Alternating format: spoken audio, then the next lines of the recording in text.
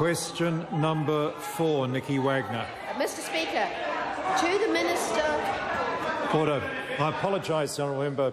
Could I just ask members, today for some reason or other the basic noise level in the House is very high. If I could just ask members if they're having private conversations to please go out of the lobby, because it is discourteous to those seeking to ask and answer questions. The noise has been quite high all afternoon. I apologise. Nicky Wagner.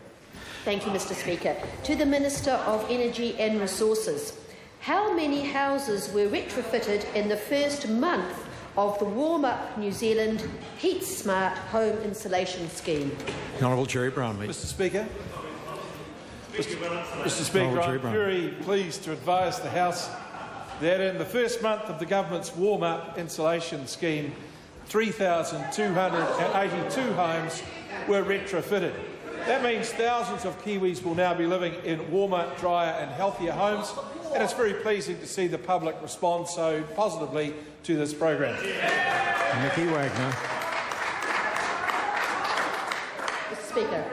Nicky Wagner. Thank you, Mr Speaker. To the Minister of Energy and Resources, how many houses lived in by residents with community cards have received assistance under the Warm Up New Zealand scheme? The Honourable Gerry Brownie. Mr Speaker, although the universal nature of the Government's new scheme sets it apart from the previous scheme promised by the Labor government, former Labor government, it's extremely pleasing to note that of those 3,282 homes so far retrofitted, some 1,983 have been lived in by residents with community service cards. That's about 60% of the houses done so far. Mr Speaker, we think that is very good for the health benefits and for the general comfort and warmth of community service card holders living in those homes.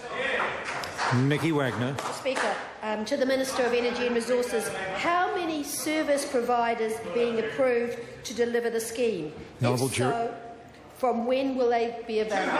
The Honourable Gerry Brownie. Mr Speaker, ECA recently opened application arrangements for people who want to become providers to become accredited. They received some 249 applications and are being considered at the moment. And those new providers will be available to carry out some installation work from the 1st of October this year.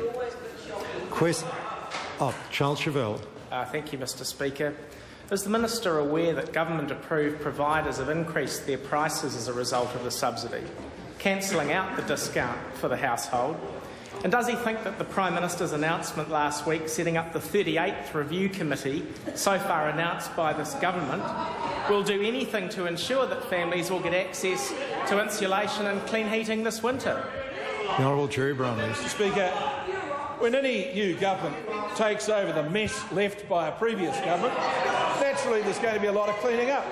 Could I just say, with regards to the claims made by the member, he should have read the Dominion last Friday, where an apology was printed for the story they ran suggesting that the scheme providers had been ripping off people.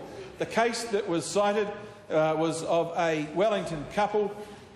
In fact, the machine that was installed in their house, the heating appliance, was a 4.8 kilowatt heater. The quote they got that they said represented the rip-off was a 6.25 kilowatt heater. The member might like to know that the difference between the two is the difference between the prices that he's hanging his hat on.